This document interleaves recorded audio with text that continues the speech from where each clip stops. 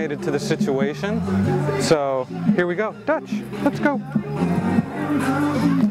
And say hello if when she comes back she wants to stop by and I'd be delighted if she brought with her. Yeah. Wants to. It was good talking with you, for sure.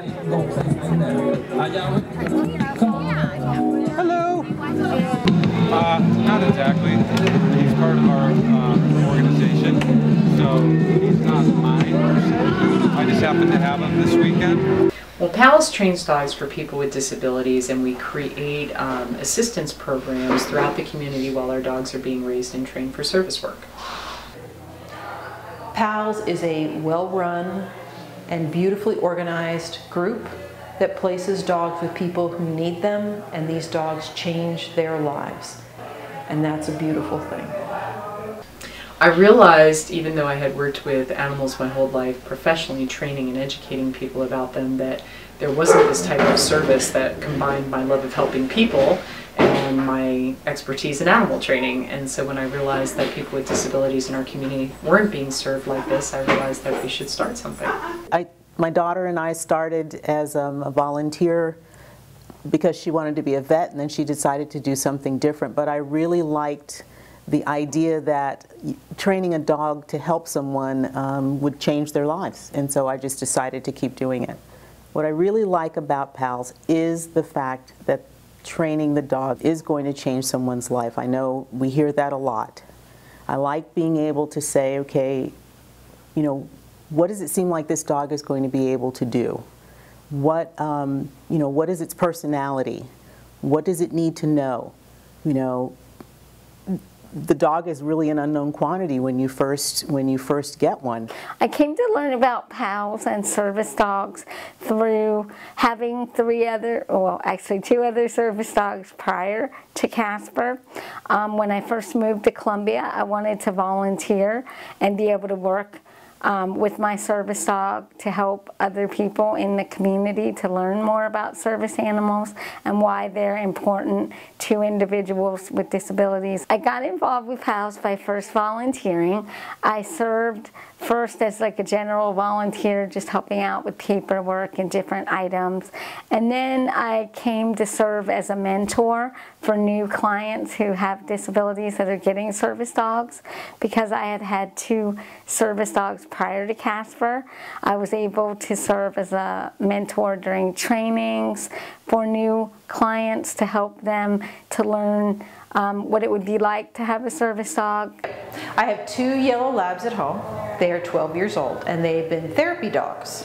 So we did that around the community, and my husband was reading the paper, and he read an article about PAALS. And he thought it was the therapy dog program that I was working with.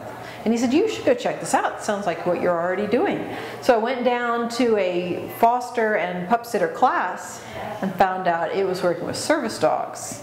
And I was very excited and got my first service dog that very weekend. That was 3 years ago. You know, being a weekend foster is a wonderful thing because you get to build a relationship with a dog and learn how to communicate with this dog and help this dog work on what they're already doing. But I don't have to do any of the hard stuff because they've done that all week. I get to do all the fun stuff. So I get to be like grandma to all these dogs.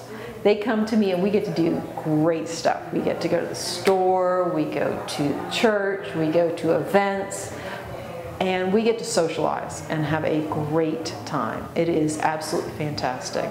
These dogs become very, very close to my heart, all of them. And that can be a little bit tough, but it is so awesome working with them. They make my heart sing. Gosh, it was probably 8-9 years ago when PAALS started being created here in Columbia.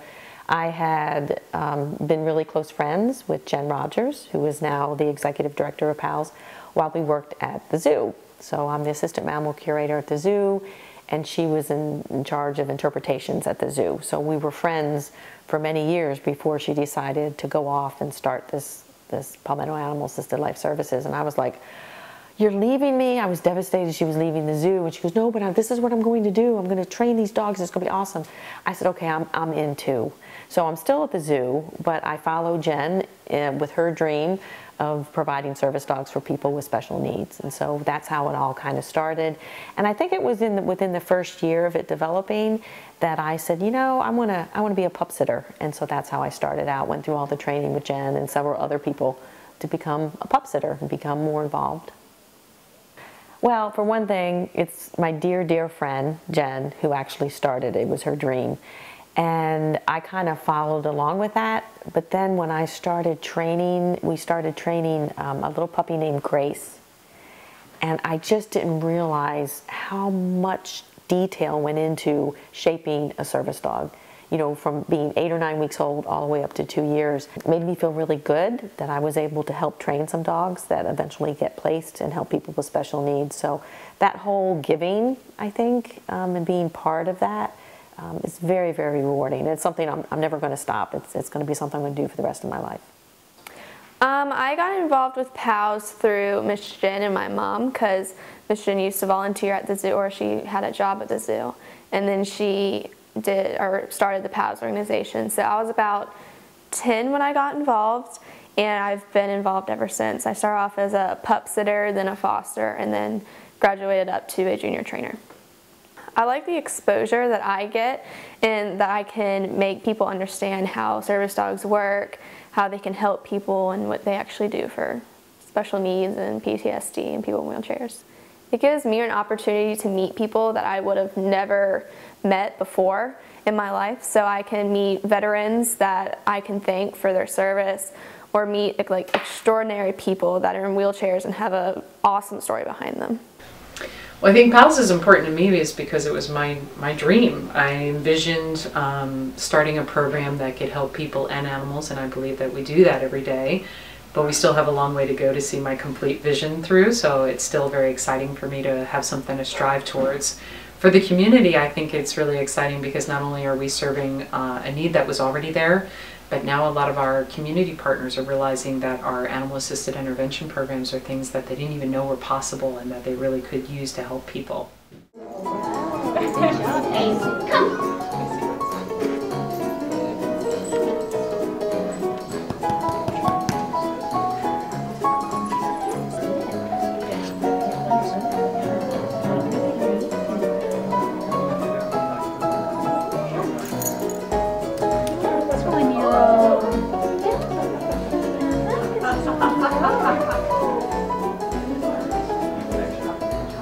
And then when it comes to you,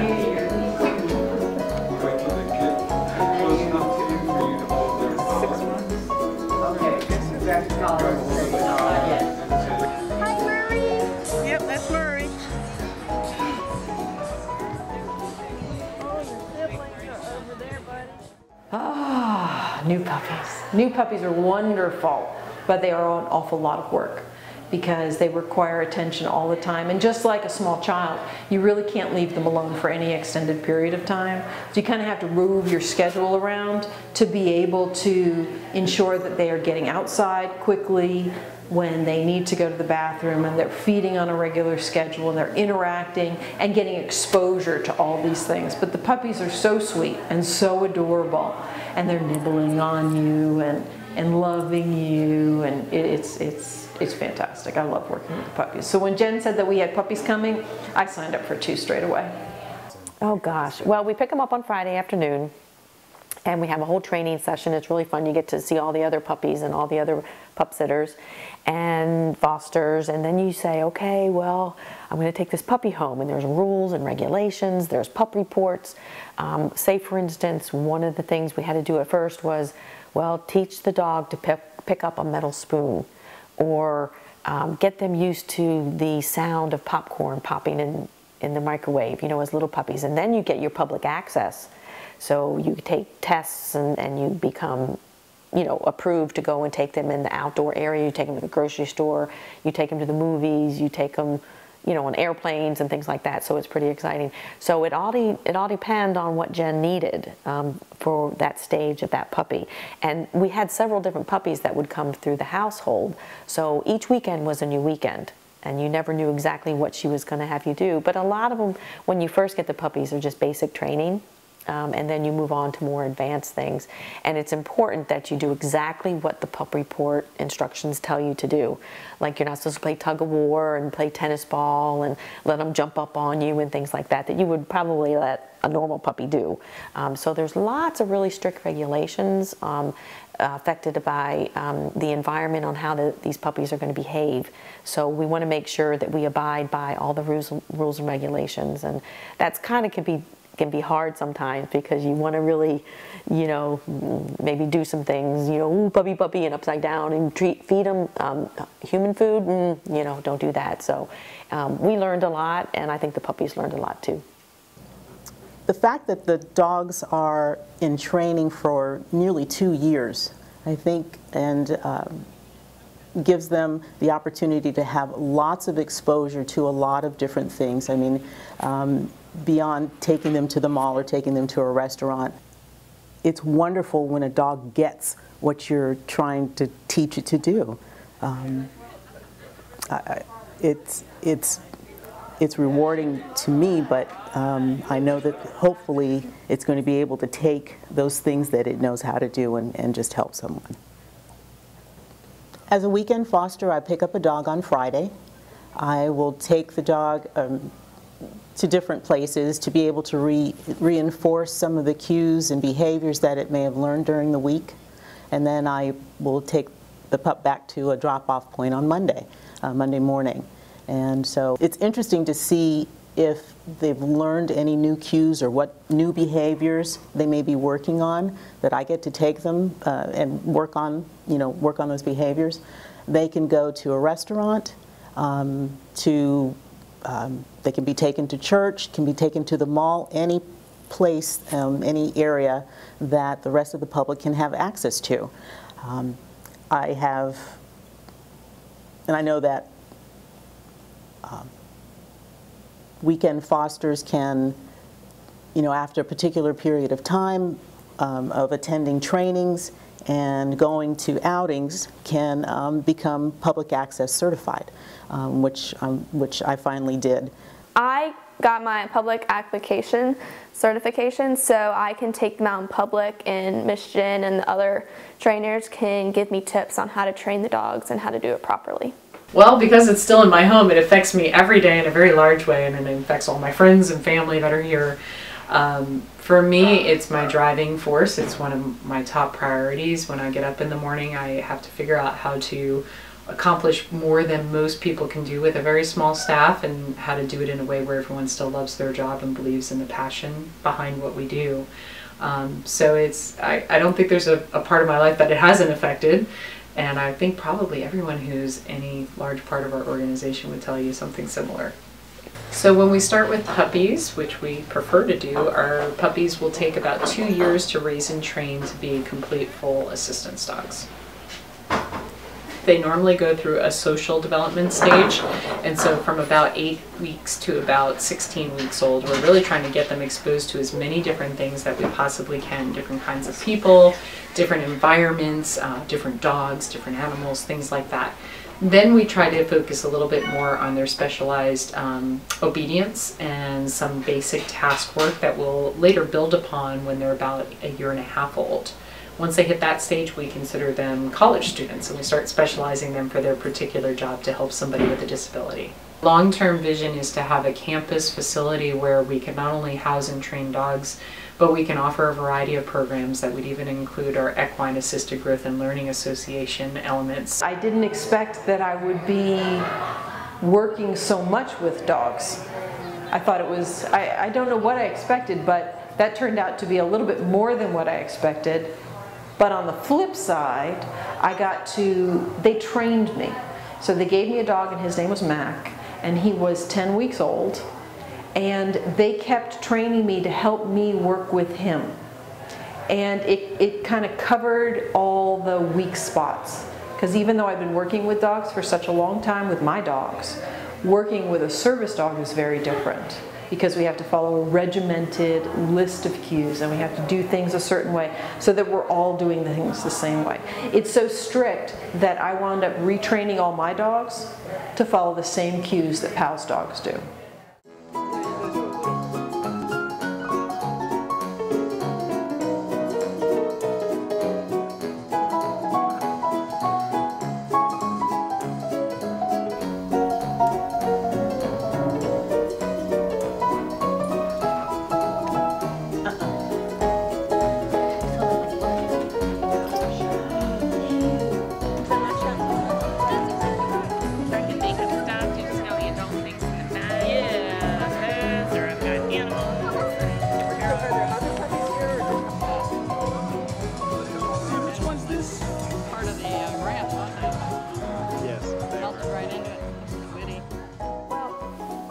the dogs are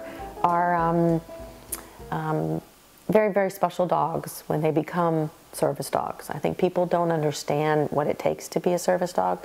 Not all dogs are cut out to do it. So the dogs that go through the PAALS program are the elite and have been trained and conditioned by multiple people. There's so many people that put their energy into each and every dog. So it's not just one person. It takes a village, so to speak. It takes a lot of people to create that dog. And then to be able to come into contact with all these people that I would have never come into contact before, especially some of the war veterans now. We know some of the dogs that go to the facility at the hospitals, and we were able to meet people at the hospital.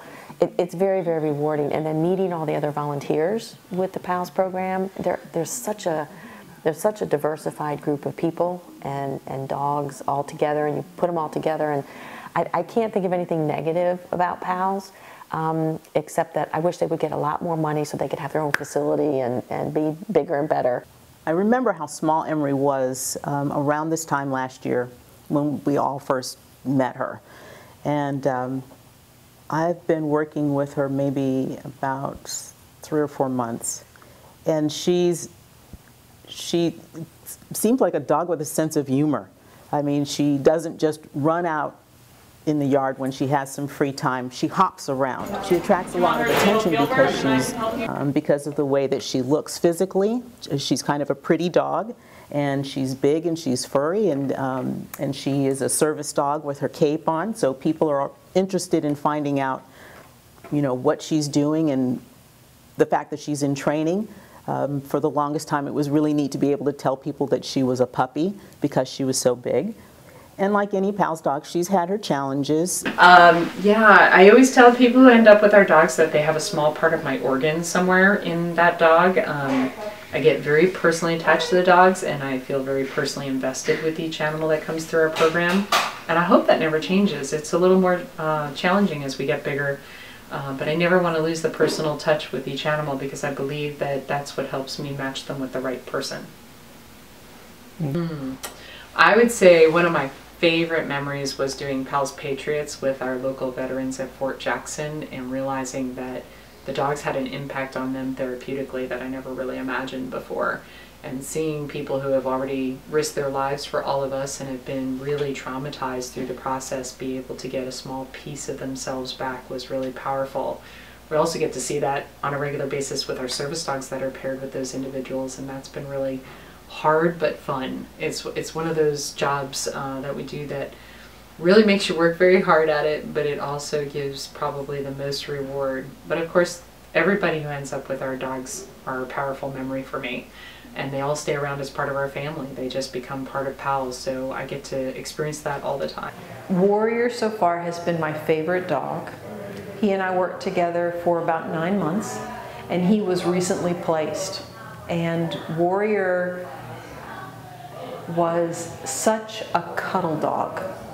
And he was my first dog who liked to cuddle. So I'd get him on the weekends and pick him up, and he'd come and we'd sit on the floor, and he'd just come over and he'd just want to cuddle and cuddle and cuddle, and he loved it. All that physical attention, that was amazing, absolutely amazing. Warrior and I got along so well that when my church group and I went away for the weekend to the beach, Warrior came with us. And all my ladies knew him because I'd been fostering him for so long that Warrior was part of the group right from the get-go. And because I've been with PAALS for a while and working with Warrior for a while, the ladies even knew what to do and what not to do with Warrior. So he ran with us on the beach, and he played in the water, and he was great with everybody. It was fantastic to see. And some of our people who really don't like dogs, and this is in my church group, got to spend time with Warrior, which was a wonderful thing because it helped them realize that Warrior was a wonderful dog, and it helped them overcome some of their fears of dogs. It was a fantastic thing.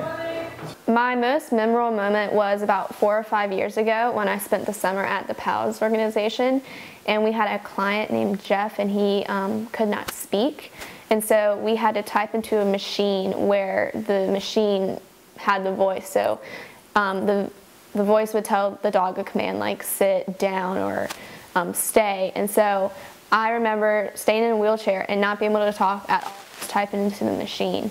And that's all I could say to the dog. And it was really cool to see how he felt in his position.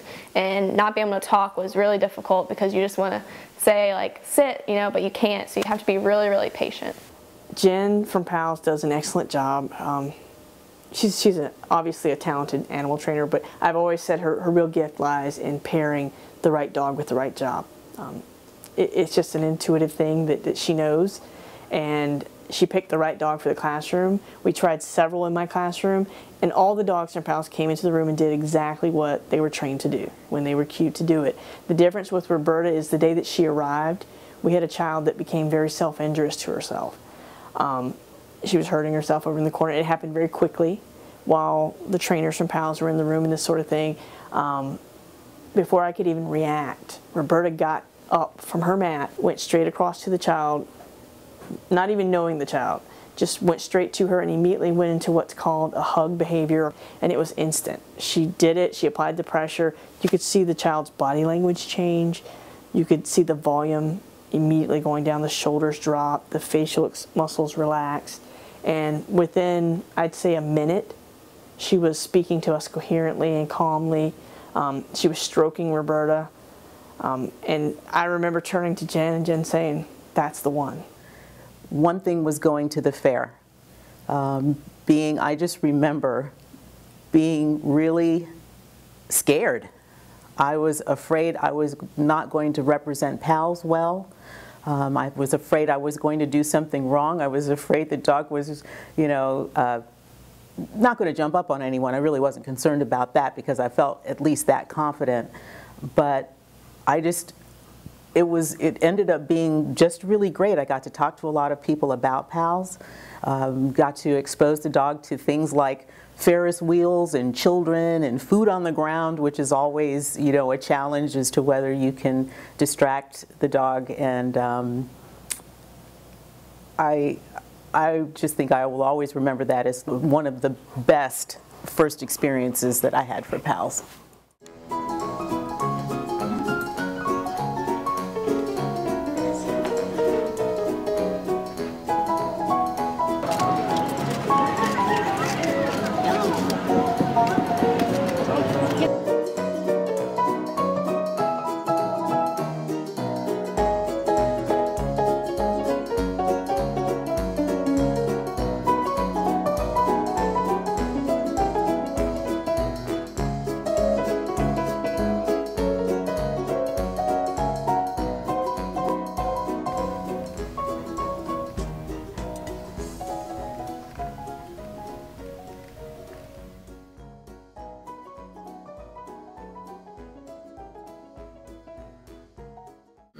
My favorite part of working with PAALS is when we get to connect the dogs with people. I love working with puppies. We just got a whole crew in, but to me there's nothing more rewarding than seeing people who really need the help get it. And whether that's through placing a service dog and getting to see them gel as a team for the first time and see them really benefit from it and hear the stories of what that dog has done for them after they've gone home together, or watching people in a program like our summer camps or our after-school programs where kids get really inspired to not only do the program but to make a difference for people in the community. What makes her successful on a daily basis is she has a little something extra. She has her training, but Roberta has that intangible ability. She's intuitive. So if what she's been trained to do doesn't fit perfectly to the situation, you can see her problem solve. If the child's not in the right position for her to do what she needs to do, she'll either reposition herself or she'll wait and almost sort of pace and circle until she can get in there to do what she needs to do. But it's just been great. She loves the kids. She doesn't just like working. She likes the environment that she works in. She has a genuine excitement every morning when we come into work, and the kids are happy when they see her. It makes a big difference. My classroom is 1,000 times calmer than before we had Roberta. My favorite memories of PAALS is really having the dogs be really successful at, you know, at learning the cues that we're getting them to getting them to learn. Being able to take them somewhere, and maybe if they have an issue with maybe being in a crowd or being with other dogs, you know, and you overcome those issues or those challenges, and that just, to me, it just continues. And I actually, you know, I really miss the dogs on a weekend when I don't have them. There really isn't anything more than that. I think the reason that I stay is because I keep feeling as though when you break it down and you accomplish the goals, or the dogs accomplish the goals with your help, it's, you know, it's rewarding to me, but I know that it's kind of like, I've said this before, the dog kind of will have kind of a mission to be able to work with someone, and I just think that is, you know, it's just very rewarding. So one of my favorite things is when she's able to get a breakthrough with a kid that I haven't been able to get on my own. And with the young man in my class now, like, he was completely nonverbal, not for any medical reasons, just nonverbal because of his anxiety. And since coming to my classroom, and he's just established a bond with her. And Berta has this innate ability to find that child in a group, and she zoned in on him right away, went to him and established a relationship of trust with him. He talks about her, he talks to her, he's smiling for the first time. He's happy to be at school, which, you know, given his past, it's a big deal for him to trust adults that he's just met, and that's been in large part because of Roberta. I have many favorite things about Casper. Probably my favorite thing, though, is his ability to adapt to whatever I need. He's learned so many different skills. He learned to ride the bus. He learned to flush the toilet in public restrooms, because when you're in a wheelchair, you can't reach the flushing mechanism. It's in the back. He learned to help me when I fell one day in my home, to get my husband out of the shower for me. I travel for my work some, so being able to fly and all that, and really being able to adapt to whatever situation we come across, no matter where it is. Oh, I mean, there's all kinds of things I could talk about. You know, there's needs of PAALS that people aren't aware of. The fact that we're still in my home and we need a facility pretty badly. The fact that we do a prison PAALS program and are trying to expand that right now, but all of that is contingent on funding and fundraising. Obviously, like most charities, I would say funding is always a big obstacle. When you're trying to use all of the money for your core mission, it's hard to find time to fundraise to reach that next level and find volunteers that can help you with that, because most of our volunteers want to play with dogs and puppies, of course, which is a big part of what we do, but we also need volunteers to help things with fundraising and development and things like that. We do pretty much anything and everything. We host one big annual fundraiser that's called an Ungala, because we like it to be accessible to everyone, so we don't try to charge too much money, and we try to make it fun. It's always a different theme each year. We also have people that do very small fundraisers. They do haircut-a-thons, they do swim-a-thons. We have Boy Scouts and Girl Scouts that raise money, or service clubs that will help do supply drives, and schools that do the same. And so we really try to make it accessible to anyone who wants to be a part of it.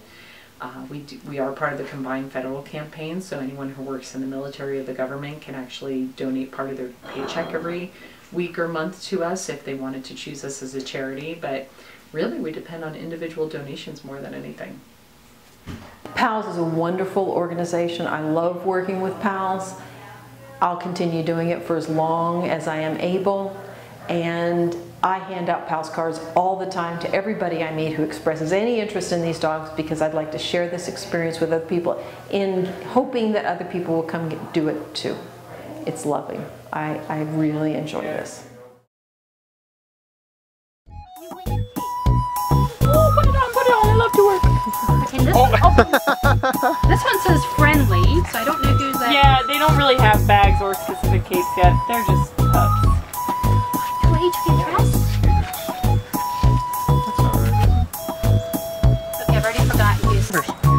That one is too. What? Yeah, you guys are gonna be swimming in these. So cute. They're smaller than any puppies I feel like we've ever had. You are my brother. Oh, his paws all the way through. Yeah, I can. This is too big.